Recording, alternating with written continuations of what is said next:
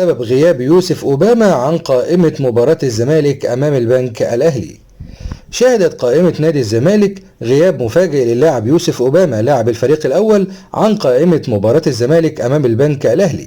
تلك المباراة التي تأتي ضمن مباريات الجولة الثالثة من مسابقة الدوري العام، وذلك في تمام 7 مساء بتوقيت القاهرة وعلى استاد القاهرة.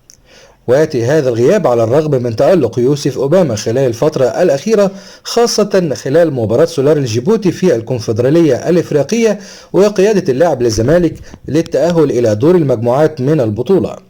المصدر من داخل نادي الزمالك أكد أن سبب غياب يوسف أوباما بيأتي بسبب إصابة اللاعب بشد في العضلة الخلفية، مؤكدا أن الجهاز الطبي لنادي الزمالك بقيادة الدكتور محمد أسامة طلب من أوسوريو المدير الفني إراحة يوسف أوباما خلال المباراة القادمة حتى لا تتفاقم الإصابة الخاصة باللاعب.